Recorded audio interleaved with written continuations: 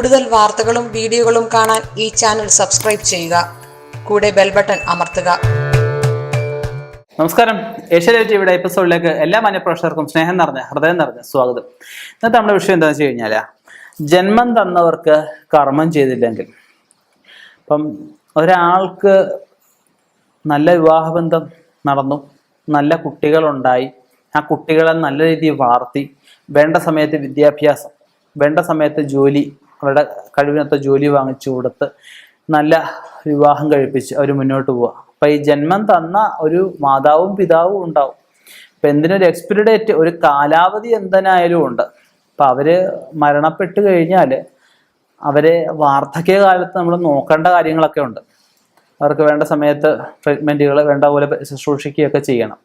ചിലരൊക്കെ ആണെങ്കിൽ ഇപ്പം നമുക്ക് ജോലിക്ക് പോയാൽ 1.5 ലക്ഷം രൂപ ശമ്പളം കിട്ടും. 50,000 രൂപ കൊടുത്താൽ അമ്മ അച്ഛനെ നോക്കാൻ ഒരാളിനെ നിർത്താം. അപ്പോൾ അതൊക്കെയല്ലേ സർവ്വസാധാരണ ചെയ്യുന്നത്. പക്ഷേ ആ 50,000 രൂപ മുടക്കാൻ എന്ത് വേണം? മനസ്സ് വേണം. എൻ്റെ അച്ഛനാണ്, എൻ്റെ അമ്മയാണ്. ഒരു ജോലി കഴിഞ്ഞ് വന്നാൽ ഉടനെ അമ്മയുടെ അച്ഛൻ്റെ അടുത്ത് ഓടി വരിക, അവരെ കൃത്യസമയത്ത് ആശുപത്രിയിൽ കൊണ്ടുപോവുക, അവരുടെ ശുശ്രൂഷകൾ വേണ്ട വിധം നിർത്തിയേക്കുന്ന പരിചാരകർ നോക്കുന്നുണ്ടോ എന്ന് നോക്കുക. ഇതെല്ലാം പിതൃക്കളുടെ പിതാവിൻ്റെയും മാതാവിൻ്റെയൊക്കെ അനുഗ്രഹത്തിന് വളരെ പ്രധാനമായിട്ടുള്ള കാര്യം തന്നെ. എല്ലാവർക്കും അറിയാവുന്നതാണ്. അപ്പം അത് മറന്നു പോകുന്ന, അല്ലെങ്കിൽ അത് മനഃപൂർവ്വം മറക്കുന്ന ചില ആൾക്കാർക്ക് വേണ്ടി നമ്മൾ പറഞ്ഞു എന്നുള്ളതേ ഉള്ളൂ.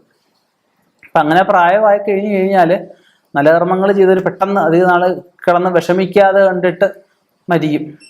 അപ്പം അല്ലാതെ ഒരു കിടന്ന് ചക്രശ്വാസം മരിക്കുക എന്ന് പറയാം. ചക്രം എന്ന് പറഞ്ഞാൽ എന്തുവാ? കറങ്ങുക. അയ്യോ അയ്യോ അയ്യോ എന്ന് വിളിച്ചു പോവും. ആഹാരം കഴിച്ച് ആഹാരം അതിലോട്ടിരുന്ന് ഉടനെ എന്തുവാ? ആഹാരം വേണ്ട, ഒമിറ്റ് ചെയ്ത് പോവുക. അങ്ങനെ ദുഷ്കർമ്മങ്ങൾ ഈ ജന്മം കൊണ്ടോ പൂർവ്വജന്മം കൊണ്ടോ പൂർവികരാലോ ദുഷ്കർമ്മങ്ങൾ ചെയ്തിട്ടുള്ളവരാണ് ഈ കിടന്ന് വട്ടം കറങ്ങുമെന്നാണ് പറയുന്നത്. കിടത്തിയ സ്ഥലത്ത് കിടന്ന് വട്ടം കറങ്ങും, വിളിച്ചു പോവും. അങ്ങനെ വളരെ ദാരുണമായിട്ടുള്ള മരണമായിരിക്കും. ഇപ്പം എന്തായാലും ഏത് രീതിയിലും മരിച്ചു കഴിഞ്ഞാൽ 16 കൊല ഉണ്ട്.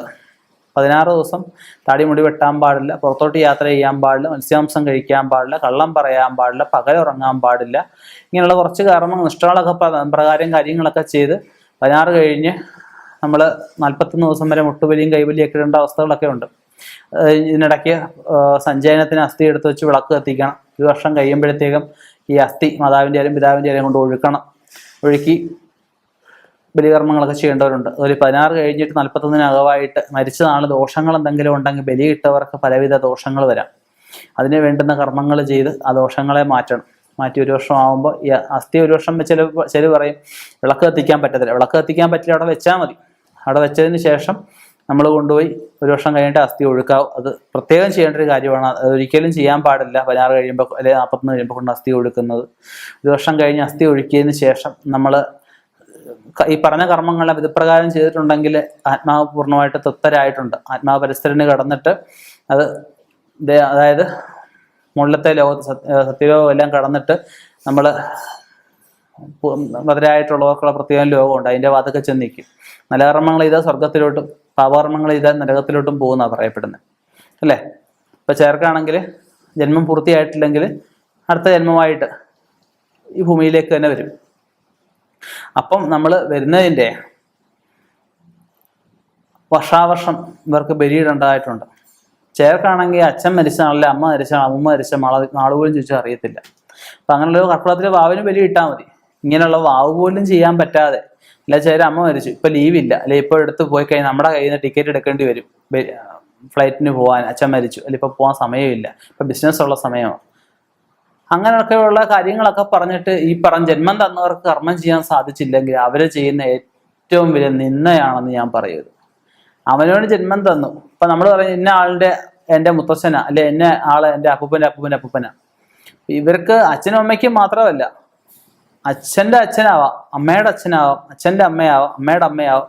അങ്ങനെയുള്ള പൂർവികരായിട്ടുള്ള പിതൃക്കൾക്കെന്നാ പറയുന്നത്. പിതൃക്കൾക്ക് ബലിയിടാൻ പറ്റിയില്ല എന്നുണ്ടെങ്കിൽ അത് കർമ്മങ്ങൾ ലോപിക്കുക, ദുരിതങ്ങൾ വർദ്ധിക്കുക. നിങ്ങൾ ഇങ്ങനെ ഇടന്ന് ഓടി ഉണ്ടാക്കുന്ന സാമ്പത്തികമൊന്നും ഉപകാരപ്പെടത്തില്ല. അപ്പം ആ ഒരു അടുത്ത ജന്മം നമുക്ക് തന്നത് എന്തിനാ? അവർക്ക് കർമ്മം ചെയ്യാൻ, അവർക്ക് വേണ്ടുന്ന കാര്യങ്ങൾ. കാരണം നമുക്ക് ചെറുപ്പകാലത്ത് നമ്മൾ പ്രായമാകുമ്പം ഒരാൾ ചെയ്യുന്ന എല്ലാ കർമ്മങ്ങളും കൊച്ചുകുട്ടികൾ ചെയ്യും. പ്രായമായാലും രാത്രി ഉറങ്ങത്തില്ല, പകലും ഉറങ്ങും. കൊച്ചുകുട്ടികൾ ചെയ്യത്തില്ലേ? പ്രായമായവരുടെ വായിൽ നിന്ന് വെള്ളം വരും, കൊച്ചുകുട്ടികളുടെ വായിൽ നിന്ന് വെള്ളം വരത്തില്ലേ? പ്രായമായ ചിലപ്പോൾ ആഹാരം തുപ്പിക്കളയും. കൊച്ചുകുട്ടികൾ ചെയ്യത്തില്ലേ?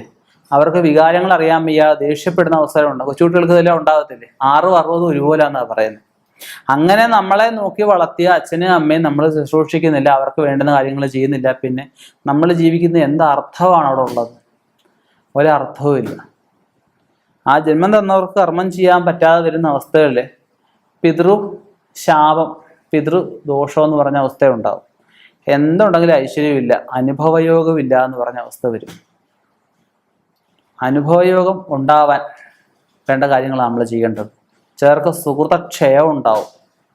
അടുത്ത തലമുറയെ കൊണ്ട് ഗുണമില്ലാതെ വരും. ഈ കഷ്ടപ്പെട്ടുണ്ടാകുന്ന സാമ്പത്തികമെല്ലാം പിള്ളേർ വെള്ളമടിച്ചും കഞ്ചാവ് വലിച്ചും പലവിധ വേറെ വഴിക്ക് പോയും കളയും.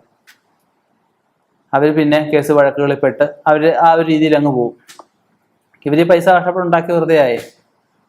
അപ്പം നമ്മൾ ചെയ്യേണ്ട കാര്യം എന്താ വെച്ചാൽ നമ്മുടെ ധർമ്മം അറിഞ്ഞ് നമ്മൾ പ്രവർത്തിക്കണം. ജീവിക്കാൻ സാമ്പത്തികം വേണം, വേണ്ടെന്നല്ല ഞാൻ പറയുന്നത്. അവനവന് ജീവിക്കാൻ അടുത്ത ഒരു തലമുറയ്ക്ക് 10 തലമുറയ്ക്ക് ഉണ്ടാക്കി വെക്കണം എന്ന് വിചാരിക്കുമ്പോഴാണ് ഈ 10 തലമുറ നശിച്ചു പോകുന്നത്. അവനവൻ്റെ ധർമ്മം ചെയ്തതിന് ശേഷം അവനവൻ്റെ കർമ്മം ചെയ്യണം.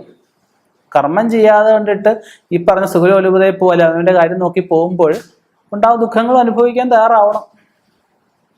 അപ്പം ഇങ്ങനെയുള്ള കാര്യങ്ങളൊക്കെ ഒന്ന് ശ്രദ്ധിക്കുക. ഇനിയും ഇതുപോലുള്ള വ്യത്യസ്തമായ വിഷയങ്ങളുമായി കണ്ടുമുട്ടാം. നിർത്തുന്നു. നന്ദി, നമസ്കാരം.